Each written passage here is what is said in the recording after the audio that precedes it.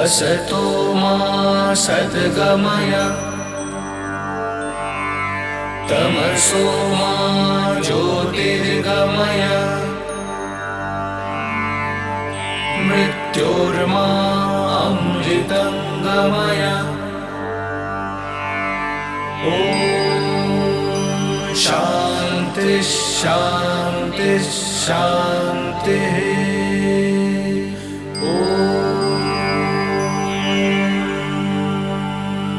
सन 1886 अक्टूबर का महीना, तत्कालीन भारत की राजधानी कलकत्ता। कुछ शिक्षित युवक उत्तरी कलकत्ते के बड़ानगर मोहल्ले के एक खंडहर नुमा मकान में एक साथ निवास कर रहे थे। लोग उन्हें निकम्मे तथा गुमराह लड़के समझते और उनका तिरस्कार करते थे, परंतु वे तो अपने गुरुदेव श्री रामकृष्ण परमहंस के विचारों तथा आदर्शों के अनुसार अपना जीवन गढ़ रहे थे। कुछ महीनों पूर्व ही श्री रामकृष्ण का देहावसान हुआ था। देह त्याग के पहले ही वे इन युवकों के हृदय में त्याग, भाईचारा और ईश्वर के प्रति प्रेम की ज्योति जगा गए थे। काशीपुर के उद्यान भवन में एक दिन श्री रामकृष्ण ने उन युवकों के बीच गेरुए वस्त्रों का वितरण किया और उन्हें भिक्षा मांगने के लिए भेजा। इस प्रकार उन्होंने स्वयं ही उनको त्याग व्रत में दीक्षित किया और इस प्रकार एक नवीन सन्यासी संघ का श्री गणेश हुआ। 2 महीने बाद आठपुर में इन युवकों का संघबद्ध जीवन बिताने का संकल्प और भी सुदृढ़ हो गया। वह क्रिसमस की पूर्व संध्या थी। बड़ानगर मठ के वे दिन कठोर त्याग तथा तपस्या के दिन थे। भाग्यवश जो कुछ भी प्राप्त हो जाता वे लोग उसी से जीवन निर्वाह करते, परंतु अभावों के बीच भी उनका संकल्प अटल रहा। श्री रामकृष्ण की ये वाणी निरंतर उनके कानों में गूंजती रहती थी। ईश्वर की प्राप्ति ही जीवन का एकमात्र उद्देश्य है। वे लोग निद्रा आदि भूलकर रात रात भर साधन भजन किया करते थे। वे ध्यान धारणा के अभ्यास में डूबे रहते थे।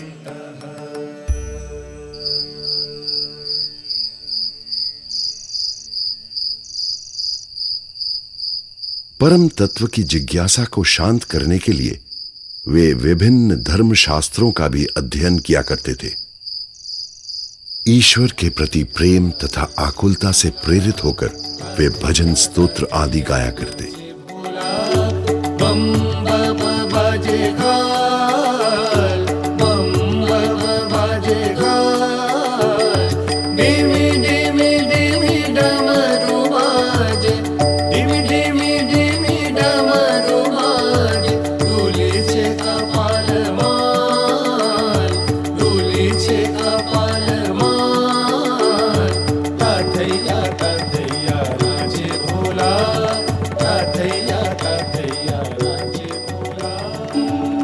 स्वामी विवेकानंद के सुयोग्य नेतृत्व में इन युवकों ने सन्यास का व्रत अंगीकार किया और श्री रामकृष्ण के नाम पर एक सन्यासी संघ की शुरुआत की।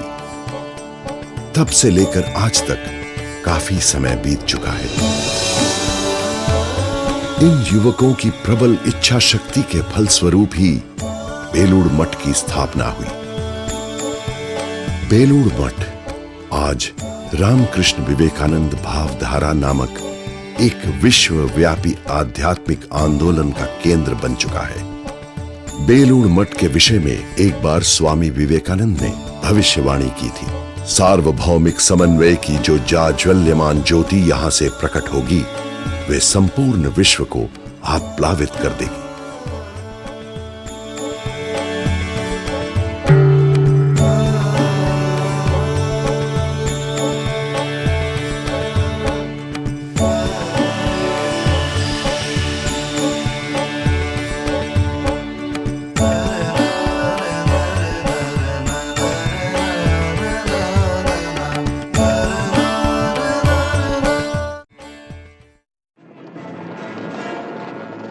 उन्नीसवीं शताब्दी का मध्यकाल। बहुत लंबे समय तक भारत विदेशी शक्तियों के अधीन रहा। इसके फलस्वरूप भारतीय संस्कृति तथा उसके आदर्श अज्ञान की परतों के नीचे ढक गए। इसी समय पाश्चात्य देशों में औद्योगिक क्रांति हुई और इस कारण वहां विज्ञान तथा प्रौद्योगिकी के क्षेत्र में तेजी से प्रगति हुई, परंतु विश्व के विभिन्न धर्म संप्रदायों के बीच मतभेद बना रहा।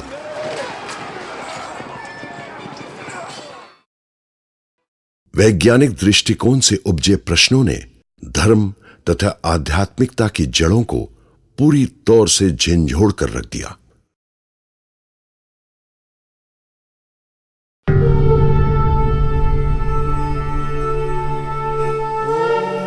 समय आ गया था कि कोई व्यक्ति सामने आए और आध्यात्मिकता के मूलभूत तत्वों को सत्य सिद्ध करे और समस्त धर्मों की मूलभूत एकता को प्रमाणित करे। स्वरूपिणे अवतार वरिष्ठाय राम कृष्णाय ते। श्री रामकृष्ण का जन्म 18 फरवरी 1836 को कलकत्ते से लगभग 60 मील दूर स्थित कामारपुकुर नामक गांव में हुआ था। राम कृष्णाय ते नमः। बचपन से ही आध्यात्मिकता की ओर उनका झुकाव था और औपचारिक शिक्षा तथा सांसारिक विषयों के प्रति उन्हें अरुचि थी। युवावस्था में उन्हें दक्षिणेश्वर के काली मंदिर का पुजारी नियुक्त किया गया, जहां ईश्वर की जगदम्बा के रूप में पूजा होती थी।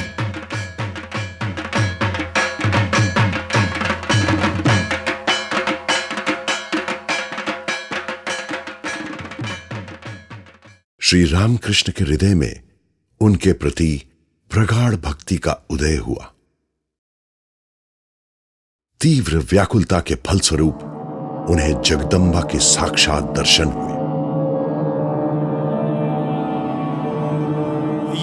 श्री शारदा देवी श्री रामकृष्ण देव की सहधर्मिणी थी।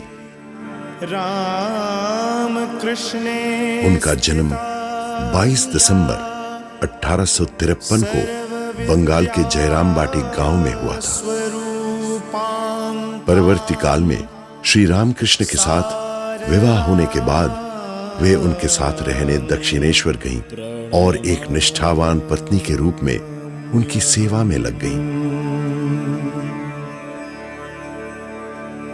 दोनों ही पवित्र जीवन बिताते थे और उनके बीच का संबंध पूर्णतः आध्यात्मिक था। श्री शारदा देवी को ही श्री रामकृष्ण का सर्वप्रथम शिष्य माना जाता है। श्री रामकृष्ण ने एक बार शारदा देवी की जगदम्बा के रूप में पूजा की और इस प्रकार उनमें विश्व मातृत्व का भाव जगा दिया। श्री रामकृष्ण में तीव्र आंतरिक प्रेरणा जगी कि वे हिंदू धर्म ग्रंथों में वर्णित साधना के विभिन्न मार्गों की साधना करके उन सभी के द्वारा ईश्वर की अनुभूति करें। इसके बाद उन्होंने इस्लाम तथा ईसाई धर्मों की भी साधना की और उनके द्वारा भी सर्वोच्च आध्यात्मिक तत्व की उपलब्धि की। इन समस्त साधनाओं के फलस्वरूप उन्हें ईश्वर के साथ अभिन्नता की अनुभूति हुई। इसके बाद समाधि की अवस्था उनके लिए सहज हो गई। उन्हें सभी जीवों में परमात्मा के दर्शन होने लगे। श्री रामकृष्ण ने अपनी 12 वर्ष की साधनाओं का सारांश सरल शब्दों में इस प्रकार व्यक्त किया: जितने मत उतने पथ। जैसे फूल खिलने पर उसका रस लेने के लिए भौरों का झुंड चला आता है, वैसे ही भक्तगण दक्षिणेश्वर में आकर श्री रामकृष्ण के पास एकत्र होने लगे।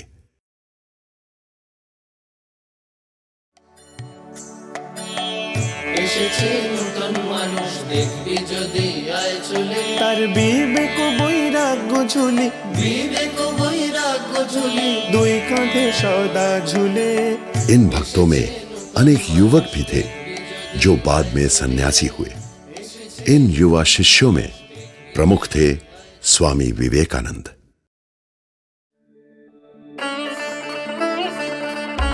स्वामी विवेकानंद के नाम से विख्यात होने वाले नरेंद्रनाथ दत्त का जन्म 1863 में कलकत्ते में हुआ था।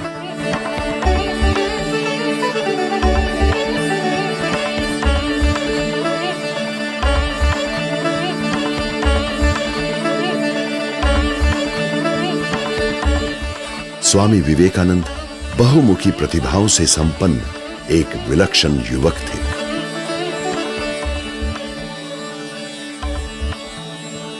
और साथ ही भारतीय तथा पाश्चात्य दर्शन तथा इतिहास आदि अनेक विषयों का विशद ज्ञान भी प्राप्त किया।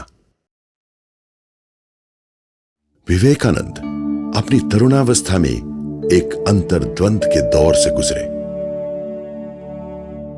उनके मन में ईश्वर के अस्तित्व के विषय में घोर संशय उत्पन्न हुआ। उन्हीं दिनों उन्होंने पहली बार श्री रामकृष्ण का नाम सुना।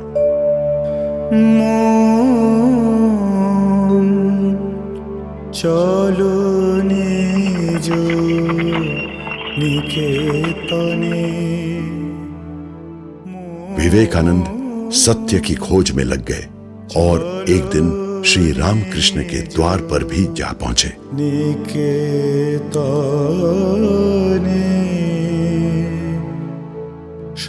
उन्होंने श्री रामकृष्ण से सीधे प्रश्न किया, महाशय, क्या आपने ईश्वर को देखा है? श्री रामकृष्ण ने उत्तर दिया, हाँ, ठीक वैसे ही जैसे तुम्हें देख रहा हूं, बल्कि और भी स्पष्ट रूप से।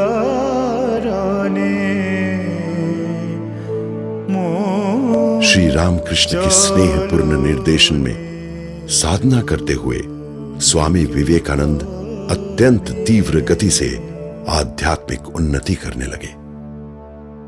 इस प्रकार उनके बीच एक पवित्र तथा निस्वार्थ गुरु शिष्य के संबंध का विकास हुआ।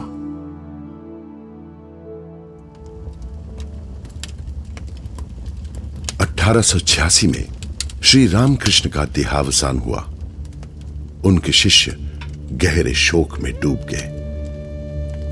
इसके बाद स्वामी विवेकानंद ने अपने गुरु भाइयों के मार्गदर्शन का उत्तरदायित्व संभाल लिया। परानगर में एक खंडहर जैसे मकान को किराए पर लिया गया। यही मकान रामकृष्ण मठ के रूप में सन्यासी गुरु भाइयों का पहला निवास स्थान बना। श्री रामकृष्ण के 16 सन्यासी शिष्य थे।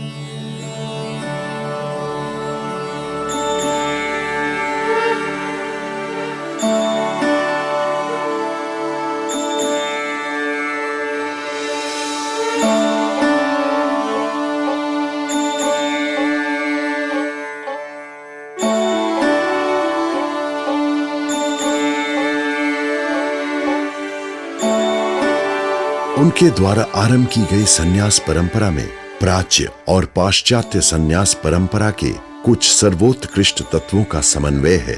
सेवा, सार्वभौमिक तथा आधुनिक दृष्टिकोण, योगों का सामंजस्य, धर्मों का समन्वय और इसी तरह के अन्य तत्वों पर बल देने के फलस्वरूप इस सन्यास परंपरा को अपना वैशिष्ट्य प्राप्त है। रामकृष्ण मठ की स्थापना हुई, परंतु विवेकानंद का लक्ष्य अभी भी पूरा नहीं हुआ था। उन्हें अपने जीवन के एक महत्तर उद्देश्य की पुकार सुनाई पड़ी। लगभग 2 वर्ष बरानगर में निवास करने के बाद एक परिव्राजक सन्यासी के रूप में सच्चे भारत की खोज में वे एक लंबी यात्रा पर निकल पड़े। अपनी इन यात्राओं के दौरान वे भारत की आम जनता की चरम निर्धनता तथा पिछड़ेपन को देखकर अत्यंत शोकमग्न हो उठे। उन्हें स्पष्ट रूप से बोध हुआ कि जनसाधारण की अवहेलना ही भारत के पतन का वास्तविक कारण है।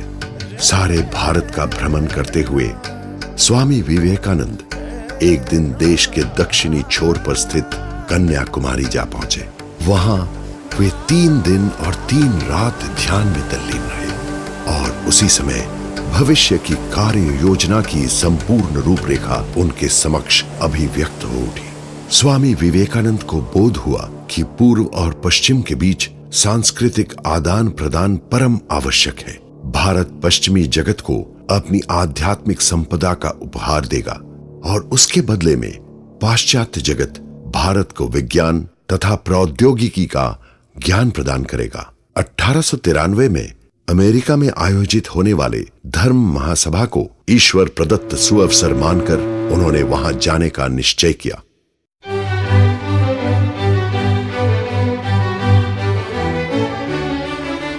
विश्व धर्म महासभा में दिए उनके व्याख्यानों ने उन्हें तत्काल विश्व विख्यात कर दिया। उन्हें दैवी अधिकार संपन्न वक्ता तथा पाश्चात्य जगत को भारतीय प्रज्ञा का संदेशवाहक कहा जाने लगा। मेरा आदर्श वस्तुतः कुछ ही शब्दों में व्यक्त किया जा सकता है। मानव जाति को उसके दैवी स्वरूप की शिक्षा देना और बताना कि इसे जीवन के हर क्षेत्र में कैसे क्रियान्वित किया जाए। स्वामी विवेकानंद लगभग 3 वर्षों तक अमेरिका तथा यूरोप में प्राचीन भारत की अध्यात्म विद्या का प्रचार प्रसार करते रहे।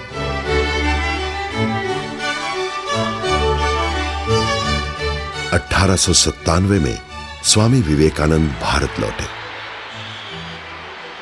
सर्वत्र उनका उत्साहपूर्ण स्वागत हुआ, जिसके उत्तर में उन्होंने भारत के सभी अंचलों में अनेक व्याख्यान दिए। इससे पूरे देश में बड़ी हलचल मच गई। स्वामी विवेकानंद इसी उत्साह को मानव जाति की उन्नति की ओर प्रेरित करना चाहते थे। उन्होंने कहा, मेरे जीवन का लक्ष्य है एक ऐसी व्यवस्था चालू कर जाना जो सर्वोत्कृष्ट विचारों को हर व्यक्ति के द्वार पर पहुंचा दे। 1 मई 1897 को स्वामी विवेकानंद ने रामकृष्ण मिशन की स्थापना की। आत्मनो मोक्षार्थं जगद्हिताय च।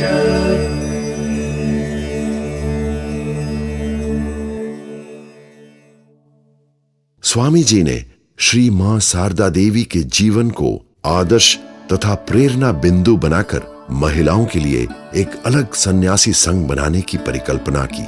लगभग आधी शताब्दी के बाद दक्षिणेश्वर में शारदा मठ तथा रामकृष्ण शारदा मिशन की स्थापना के साथ ही महिलाओं के लिए अलग सन्यासी संघ बनाने की उनकी इच्छा पूरी हुई। 1892 में रामकृष्ण मठ बरानगर से स्थानांतरित होकर उत्तरी कलकत्ते के आलम बाजार मोहल्ले में आ गया। 1899 में यह पुनः स्थानांतरित होकर बेलूड़ में स्थित नीलांबर मुखर्जी के उद्यान भवन में आया। बेलूड़ दक्षिणेश्वर से कुछ उत्तर की ओर पवित्र गंगा के उस पार पश्चिमी तट पर स्थित है। स्वामी विवेकानंद का स्वप्न था कि एक स्थायी मठ हो और उसके भीतर श्री रामकृष्ण का एक सर्वांग सुंदर मंदिर हो। यहां से निस्तृत होकर उनकी विचारधारा तथा ज्ञान पूरी मानव जाति को प्रेरणा प्रदान करते रहे।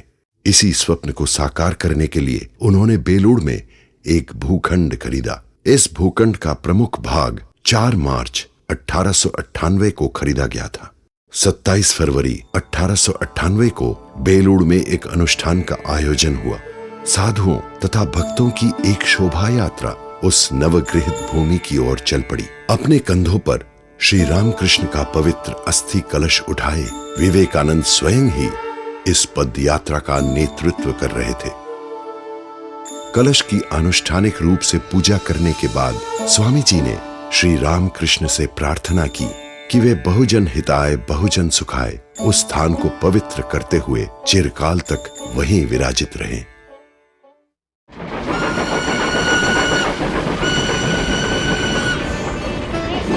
भारतवर्ष तथा विदेशों में अपने भ्रमण के दौरान स्वामी विवेकानंद ने बहुत से ऐतिहासिक स्थान देखे थे।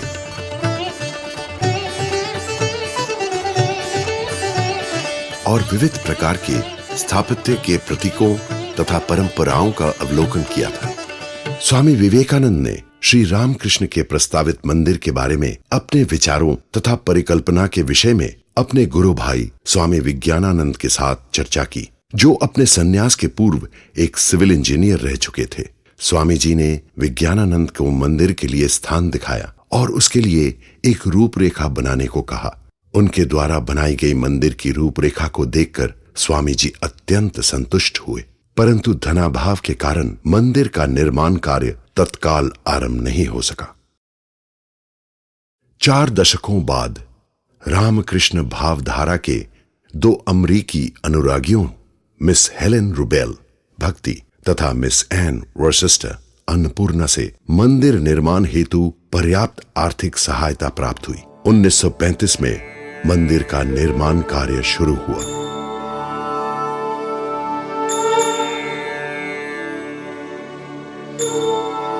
जनवरी 1938 आखिरकार वे दिन आ पहुंचा जब भव्य समारोह के साथ मंदिर का उद्घाटन किया गया। इस कार्यक्रम में देश विदेश से लगभग 50,000 लोग उपस्थित थे।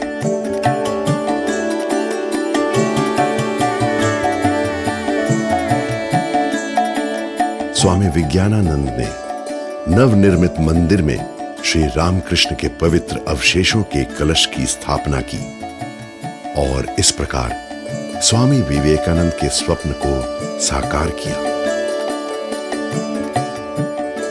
रामकृष्ण मठ तथा रामकृष्ण मिशन की स्थापना हुए 100 वर्ष से भी अधिक समय बीत चुका है। इस अवधि में भारत तथा अन्य देशों में इस संस्था के प्रचार तथा सेवा कार्य का विस्तार हुआ है। बेलूड़ मठ पवित्र गंगा जी के पश्चिमी तट पर 40 एकड़ से भी अधिक भूमि में फैला हुआ है। कलकत्ते से यहां पहुंचने में करीब 1 घंटा लगता है। सारी दुनिया के विभिन्न धर्मों के अनुयायियों के लिए ये एक तीर्थ स्थान है। ग्रैंड ट्रंक रोड से इसके परिसर में प्रवेश करने का विशाल द्वार सभी धर्मों के समन्वय का प्रतीक है। वहां से मुख्य मंदिर तक जाने वाली सड़क के दोनों तरफ पुराने वृक्षों की कतार है। हरा भरा ये परिसर शांति तथा पवित्रता का एक अद्भुत परिवेश प्रस्तुत करता है। स्वामी विवेकानंद की परिकल्पना थी कि श्री रामकृष्ण का मंदिर एक ऐसा अभूतपूर्व स्मारक हो जो सभी धर्मों तथा संस्कृतियों के समन्वय का प्रतीक हो। मंदिर के माध्यम से इसी समन्वय का भाव अभिव्यक्त हुआ है। इसके स्थापत्य में एक मंदिर, एक मस्जिद, एक चर्च और एक बौद्ध मठ की विशेषताएं समाहित है। मंदिर हल्के बादामी रंग के बलुहे पत्थरों से बनाया गया है, जैसा कि खजुराहो के मंदिरों तथा राजस्थान के महलों में देखने को मिलता है। मंदिर के सामने का भाग दक्षिण भारतीय मंदिरों के विशाल गोपुरों की याद दिलाता है। मंदिर के मुख्य द्वार के ऊपर रामकृष्ण संघ के प्रतीक चिन्ह की सुंदर खुदाई की हुई है, जिसकी डिजाइन स्वयं स्वामी विवेकानंद ने बनाई थी। चित्र में लहराता जल कर्म का, कमल भक्ति का और उदीयमान सूर्य ज्ञान का प्रतीक है। परिवेष्टन करता हुआ सर्प योग और जागृत कुंडलिनी शक्ति का द्योतक है। चित्र में अंकित हंस परमात्मा का प्रतिनिधित्व करता है। इसलिए इस चित्र का भाव है कि कर्म, ज्ञान, भक्ति और योग के समन्वय द्वारा परमात्मा का दर्शन प्राप्त किया जाता है। ऊपर की ओर से प्रतीक चिन्ह घोड़े की नाल के आर्च के ऊपर शिवलिंग की आकृति है और इस आर्च के दोनों तरफ हाथी तथा कमल के मंगल चिन्ह है। मुख्य द्वार के दोनों ओर दोहरे स्तंभों के ऊपरी भाग के घुमावदार छोर सांची के स्तूप के समान है, जो बौद्ध प्रभाव दर्शाते हैं। ऊपर निर्मित छतरी की आकृति के 3 गुंबज राजपूत तथा मुगल शैली के हैं।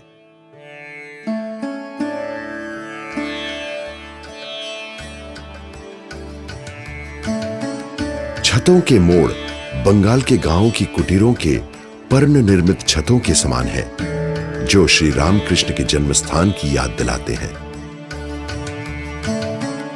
खिड़कियां, छज्जे और मुख्य द्वार के ऊपर के गुंबज प्राचीन मुगल तथा राजपूत किलों की शैली पर बने हैं। मुख्य प्रवेश द्वार का घोड़े की नाल की आकृति वाला मुख्य विशाल आर्च बौद्ध प्रभाव दर्शाता है।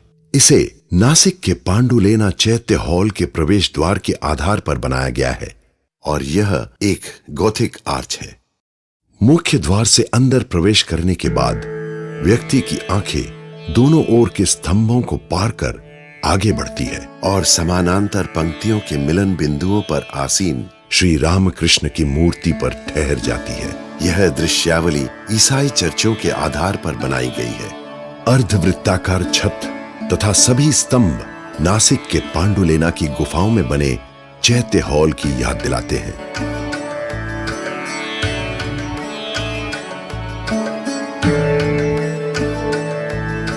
लंबी कतारों में स्थित अकेले तथा दोहरे स्तंभों के ऊपरी शीर्ष भाग के अलंकरण उड़ीसा शैली की याद दिलाती है।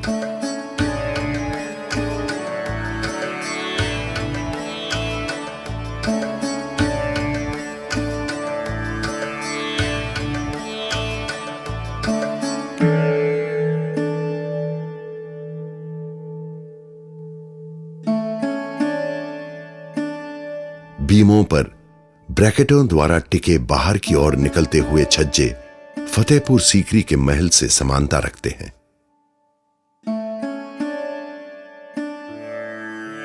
प्रार्थना कक्ष से लगा हुआ गर्भगृह चर्चों की, विशेषकर रोम के सेंट पीटर के चर्च की याद दिलाता है।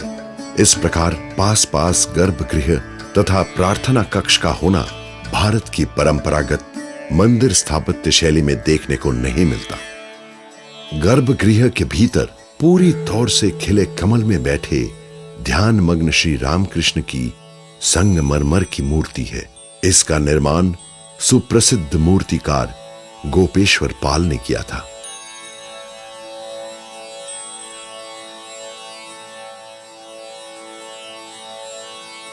नीचे की आयताकार वेदी की डिजाइन सुप्रसिद्ध चित्रकार नंदलाल बोस ने बनाई थी। वेदी के बीचों बीच डमरू की आकृति में खुदाई की हुई है, जो भगवान शिव का वाद्य है और त्याग का प्रतीक है।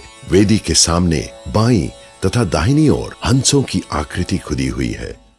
हंस परमात्मा का प्रतीक है।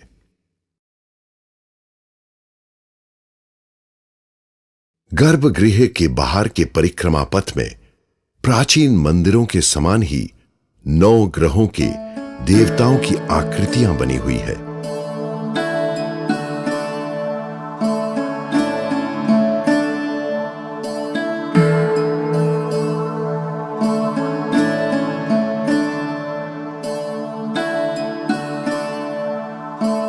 उत्तर में सूर्य, बृहस्पति तथा मंगल ग्रहों की, पूर्व में चंद्र, शुक्र तथा बुध ग्रहों की और पश्चिम में शनि, राहु तथा केतु ग्रहों की आकृतियां दिख पड़ती है।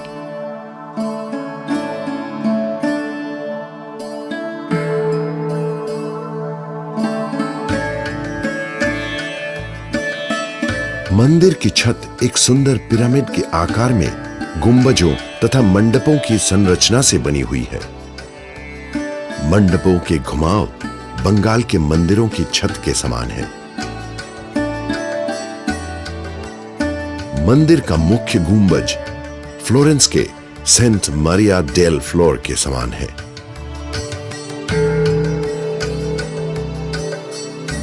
स्वर्ण कलश को एक मंगलमय प्रतीक माना जाता है।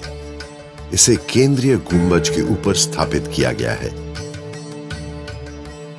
बगल के प्रवेश द्वार ग्वालियर के किले के मान मंदिर के हाथी द्वार के समान दिखते हैं।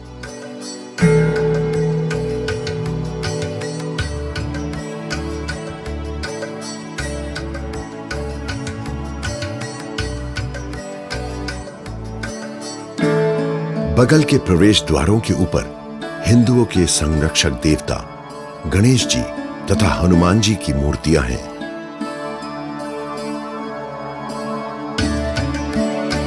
अलौकिक सौंदर्य तथा स्थापत्य कला का संतुलन इस रामकृष्ण मंदिर का वैशिष्ट्य है।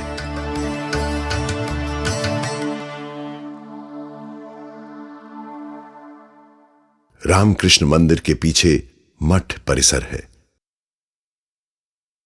इस परिसर में दो सबसे पुराने भवन स्थित हैं।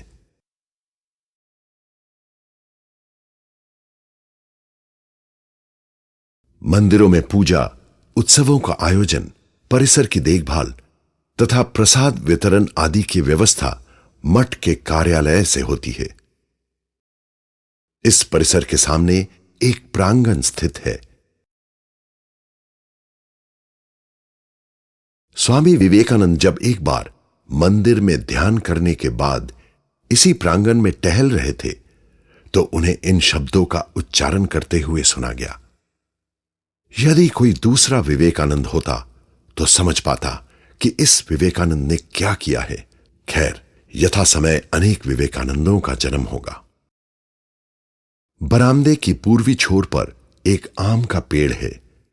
जब यह जमीन खरीदी गई थी तभी से ही वह पेड़ वहां स्थित था। यह स्वामी जी के प्रिय स्थानों में एक था। बाद में यह स्वामी जी का आम वृक्ष कहा जाने लगा। आम के पेड़ के उत्तरी ओर की सीढ़ियां दूसरी मंजिल पर स्थित पुराने मंदिर तक चली जाती है।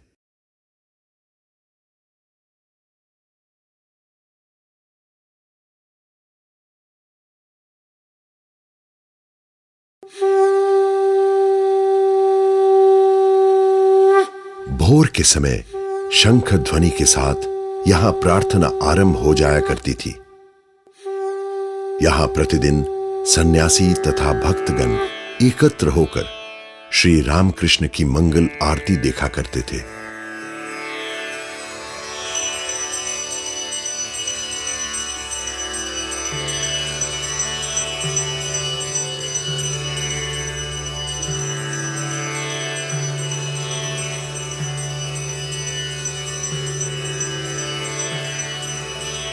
उन्नीस 1938 में नए मंदिर का उद्घाटन होने के पूर्व तक इसी मंदिर में श्री रामकृष्ण की नियमित पूजा हुआ करती थी।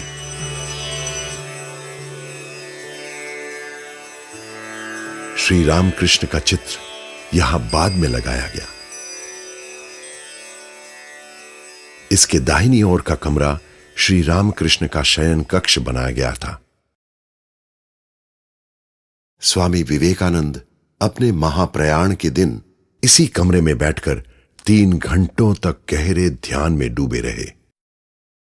नया मंदिर बन जाने के बाद इस कमरे में स्वामी शिवानंद द्वारा उपयोग में लाई हुई चीजों को रख दिया गया है।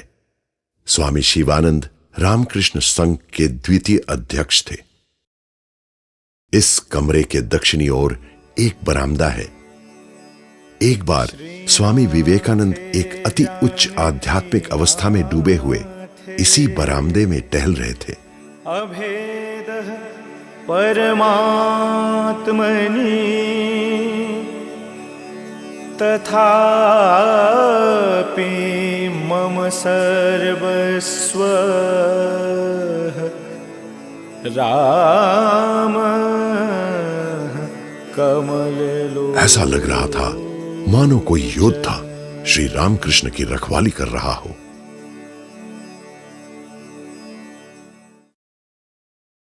मंदिर के बाहर सीढ़ियों के सामने एक छत है जो एक काठ के पुल से जुड़ी हुई है। स्वामी विवेकानंद अपने कमरे से निकलकर इसी छत से होकर मंदिर में जाया करते थे। मंदिर से लगे हुए भवन में श्री रामकृष्ण के अधिकांश सन्यासी शिष्यगण निवास किया करते थे। अतः ये उनकी पवित्र स्मृतियों से परिपूर्ण है। स्वामी विवेकानंद इस भवन की दूसरी मंजिल पर रहते थे।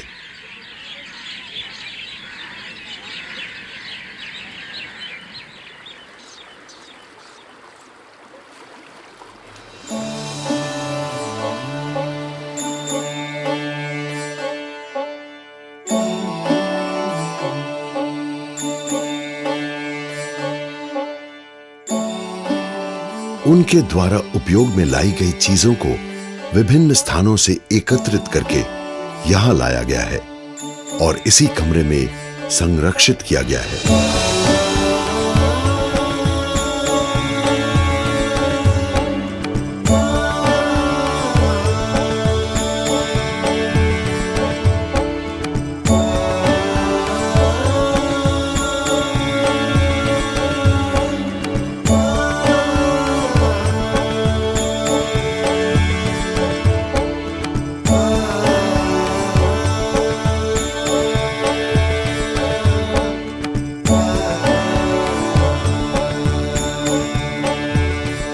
4 जुलाई 1902 के दिन स्वामी विवेकानंद ने इसी कमरे में देह त्याग किया था। एक बार उन्होंने अपने एक गुरु भाई से कहा था कि शरीर त्यागने के बाद भी वे सूक्ष्म रूप से इसी कमरे में निवास करेंगे।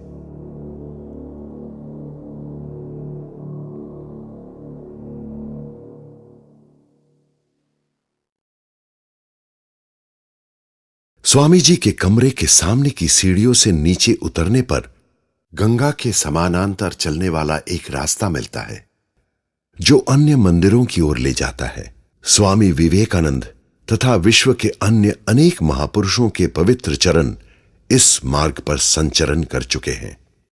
जब श्री मां शारदा देवी मठ परिसर देखने आईं, उस समय विवेकानंद ने उनके चरणों की धूलि को एकत्रित कर लिया और उन्हें पूजा हेतु मंदिर में प्रतिष्ठित कर दिया। मठ भूमि के समर्पण वाले दिन स्वामी विवेकानंद ने इसी वृक्ष के नीचे श्री रामकृष्ण की पूजा की थी। रास्ते के किनारे 2 विशाल वृक्ष हैं, एक नागलिंगम का और दूसरा वंशीवट का।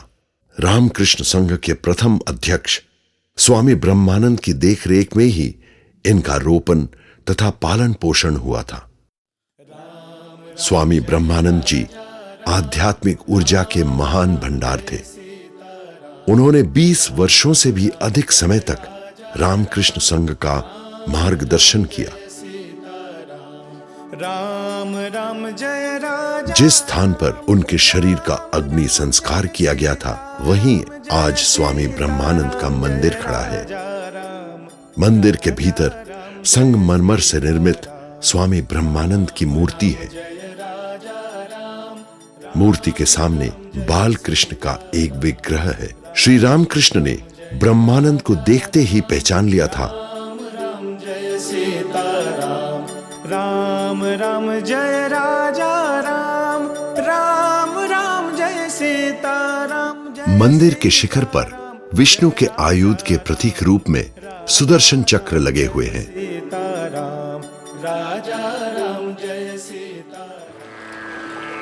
श्री मां शारदा देवी का गंगा जी के प्रति परम श्रद्धा का भाव था। उनका मंदिर गंगा के सम्मुखीन है। मंदिर उसी स्थान पर खड़ा है जहां उनके शरीर का दाह संस्कार किया गया था।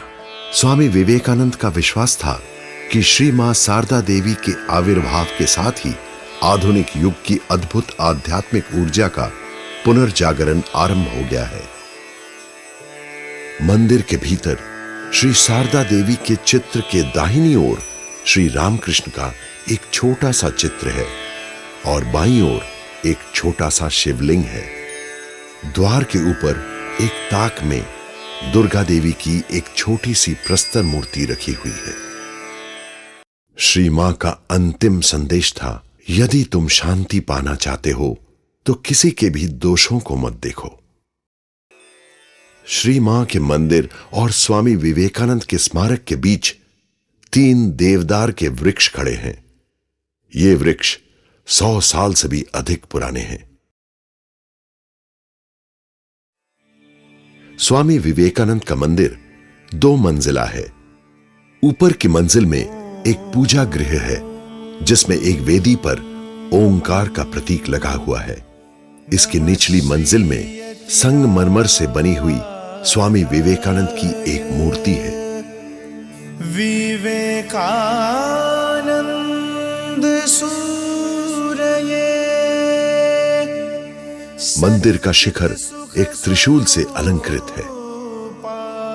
यह मंदिर उस स्थान पर बना है जहां स्वामी जी के शरीर का अग्नि संस्कार किया गया था। अपने देह त्याग के कुछ दिनों पूर्व स्वामी जी ने स्वयं ही अपने अंतिम संस्कार के लिए यह स्थान चुना था। हो सकता है कि मैं इस शरीर को एक जीर्ण वस्त्र की भांति त्याग दूं, परंतु मैं कार्य करना बंद नहीं करूंगा। मैं सर्वत्र लोगों को तब तक प्रेरित करता रहूंगा जब तक कि पूरी मानव जाति ईश्वर के साथ अपनी अभिन्नता का अनुभव नहीं कर लेती। स्वामी विवेकानंद के मंदिर के दक्षिणी ओर समाधि भूमि है। इस समाधि भूमि पर एक स्मृति फलक लगा हुआ है जिस पर श्री रामकृष्ण के 7 सन्यासी शिष्यों के नाम खुदे हुए हैं। इन सभी के मृत शरीर का इसी स्थान पर दाह संस्कार किया गया था। इस समाधि क्षेत्र के निकट ही रामकृष्ण संघ के सन्यासियों के लिए एक शमशान भूमि चिन्हित की गई है। इस समाधि क्षेत्र से थोड़ी ही दूरी पर रामकृष्ण संघ के अध्यक्ष स्वामी जी का निवास स्थान है।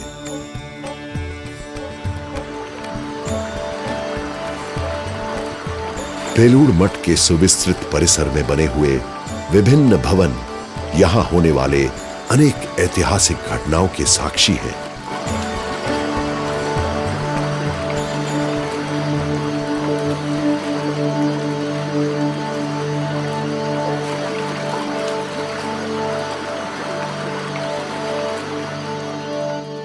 रामकृष्ण मठ पहले इसी में स्थित था।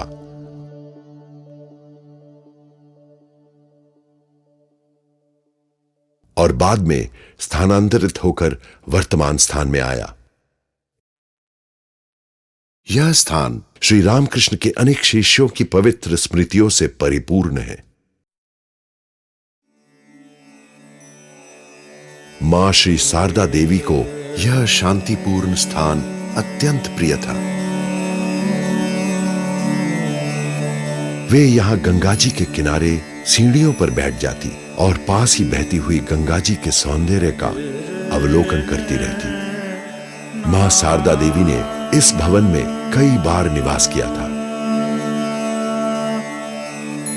जिस कमरे में उन्होंने निवास किया था उसे एक पूजा गृह के रूप में सुरक्षित रखा गया है। 1893 का वर्ष, गर्मी का मौसम। श्री मां शारदा देवी ने इस भवन की छत पर 7 दिनों तक पंचतपा व्रत का अनुष्ठान किया। पंचतपा एक ऐसी साधना है जिसमें व्यक्ति को अपने चारों ओर अग्नि तथा ऊपर से सूर्य का ताप सहन करते हुए ध्यान में बैठना पड़ता है। इसी पुराने मठ में स्वामी विवेकानंद ने रामकृष्ण मठ तथा मिशन के विभिन्न केंद्रों में संध्या आरती के समय गाए जाने वाले उस भजन की रचना की थी जो खंडन भवबंधन शब्दों से प्रारंभ होता है। उन्होंने श्री रामकृष्ण पर 2 संस्कृत स्तोत्रों की भी रचना की जो ओम ह्रीम ऋतम तथा आचंडाला प्रतिहतरयो शब्दों से आरंभ होते हैं।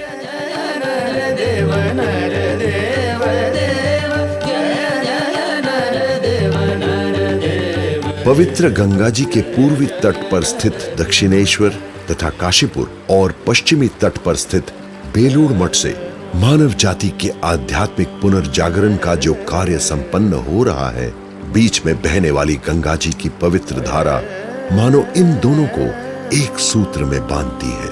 गंगा जी की पवित्र धारा बेलूर मठ में होने वाली अनेक पवित्र घटनाओं की साक्षी है।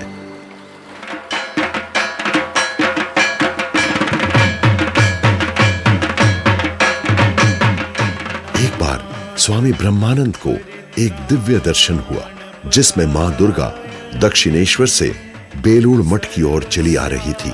स्वामी विवेकानंद ने भी एक दिव्य दर्शन में देखा कि मठ परिसर में उनकी प्रतिमा की पूजा हो रही थी। तत्काल निर्णय हुआ कि मठ में दुर्गा पूजा का आयोजन होगा। तभी से प्रतिवर्ष श्री मां शारदा देवी के नाम पर मठ में दुर्गा पूजा हुआ करती है।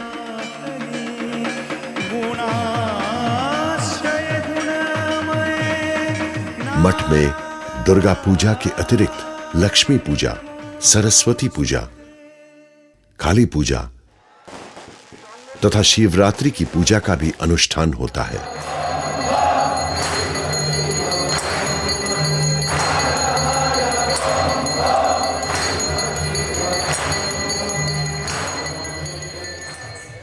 मठ में श्री रामकृष्ण, मां शारदा देवी, स्वामी विवेकानंद तथा श्री रामकृष्ण के सभी सन्यासी शिष्यों के जन्मोत्सव मनाए जाते हैं।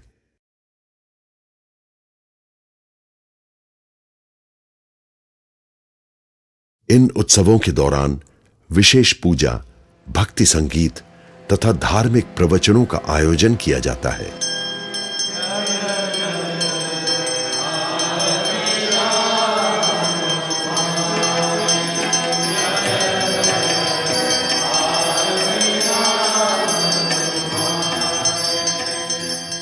स्वामी विवेकानंद का जन्मदिन 12 जनवरी को राष्ट्रीय युवा दिवस के रूप में मनाया जाता है।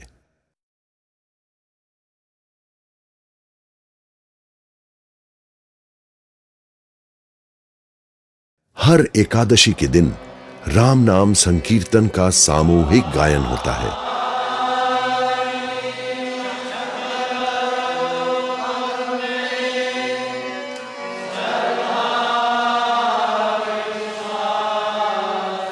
इसके अतिरिक्त बेलूर मठ में श्री राम, श्री कृष्ण, भगवान बुद्ध, श्री चैतन्य तथा ईसा मसीह के जन्मदिन भी मनाए जाते हैं।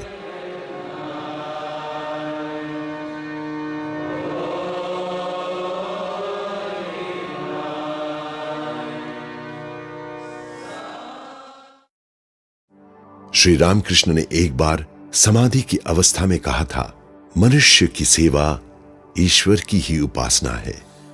विवेकानंद ने इस उक्ति के गहन तात्पर्य की व्याख्या की। ईश्वर की उपासना करने के लिए किसी मूर्ति की सहायता ले सकते हो, परंतु एक बेहतर मूर्ति पहले से ही उपलब्ध है और वे है जीवंत मनुष्य। ईश्वर की पूजा के लिए तुम मंदिर बना सकते हो और वह एक उत्तम कार्य होगा, परंतु एक बेहतर तथा उच्चतर मंदिर पहले से ही विद्यमान है और वह है मानव शरीर। 1897 में रामकृष्ण मिशन की स्थापना होने के 2 सप्ताह के भीतर ही बंगाल एक भीषण अकाल की चपेट में आ गया था।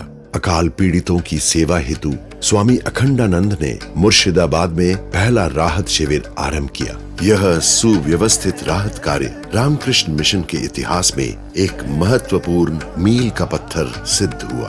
पिछले 100 साल से भी अधिक काल से रामकृष्ण मिशन प्राकृतिक आपदाओं से पीड़ितों के लिए विभिन्न प्रकार के राहत कार्य संपन्न करता रहा है और इस प्रकार संपूर्ण विश्व के समक्ष पूजा उपासना की एक नवीन विधि का सजीव उदाहरण प्रस्तुत कर रहा है। रामकृष्ण मठ तथा रामकृष्ण मिशन विभिन्न नगरों, कस्बों तथा अनेक गांवों में भी अस्पताल, चिकित्सालय तथा चल चिकित्सा इकाइयां चला रहा है। उपरोक्त दोनों संस्थाएं औपचारिक तथा अनौपचारिक केंद्रों के माध्यम से शिक्षा देने, ग्रामीण तथा आदिवासी क्षेत्रों के विकास में, विभिन्न जनहित के कार्यक्रमों में, महिला सशक्तिकरण और युवा पीढ़ी के चरित्र निर्माण तथा आध्यात्मिक पथ प्रदर्शन के कार्य में लगी हुई है। ये संस्थाएं पुस्तकों तथा पत्र पत्रिकाओं के प्रकाशन और साधना शिविरों के आयोजन द्वारा आध्यात्मिक तथा सांस्कृतिक आदर्शों के भी प्रचार प्रसार में लगी हुई है। इन दोनों संस्थाओं के विभिन्न केंद्रों द्वारा चलाई जाने वाली विविध गतिविधियां मुख्यालय के द्वारा समायोजित तथा संचालित की जाती है। मुख्य द्वार से प्रवेश करने के बाद श्री रामकृष्ण के मंदिर की ओर जाते समय सड़क के दाहिनी तरफ रामकृष्ण मठ तथा रामकृष्ण मिशन के मुख्यालय का भवन स्थित है। इसके अतिरिक्त बेलूर मठ के परिसर में एक दातव्य चिकित्सालय, पल्ली मंगल विक्रय केंद्र, वेद विद्यालय तथा ब्रह्मचारी प्रशिक्षण केंद्र भी स्थित है। इस प्रशिक्षण केंद्र में सन्यासी होने के लिए संघ में प्रवेश करने वाले नवागंतुकों को संघ की परंपराओं का ज्ञान कराया जाता है और साथ ही शास्त्रों तथा दर्शन ग्रंथों की सुनियोजित शिक्षा दी जाती है।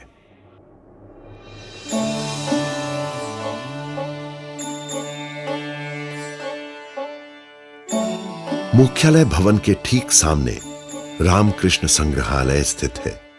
इसे देखे बिना बेलूर मठ की यात्रा अधूरी रह जाती है। इसी में रामकृष्ण भावधारा के प्रादुर्भाव तथा विकास से जुड़ी महान विभूतियों की स्मृतियों को संरक्षित किया गया है। संग्रहालय में श्री रामकृष्ण, मां शारदा देवी, स्वामी विवेकानंद तथा श्री रामकृष्ण के अन्य सन्यासी तथा गृही शिष्यों से संबंधित वस्तुएं प्रदर्शन हेतु रखी गई है।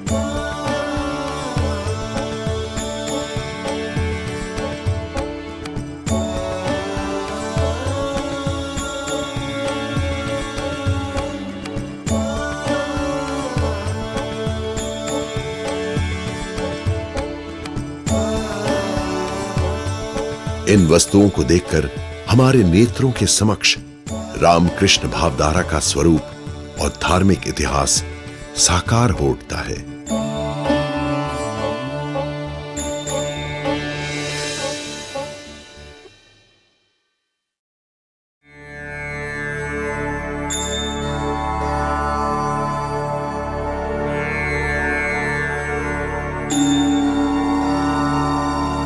पश्चिमी आकाश के क्षितिज में सूर्यदेव अस्ताचल को जा रहे हैं।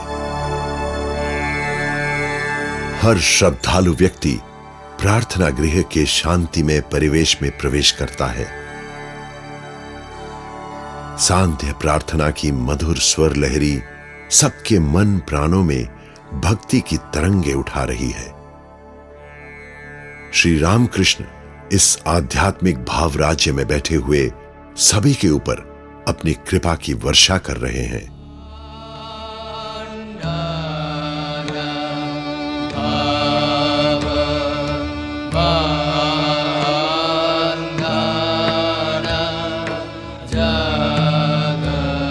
उपसंहार में हम एक बार फिर स्वामी विवेकानंद की इस भविष्यवाणी का स्मरण करते हैं। सार्वभौमिक समन्वय की जो जाज्वल्यमान ज्योति यहां से प्रकट होगी, वह संपूर्ण विश्व को आप्लावित कर देगी।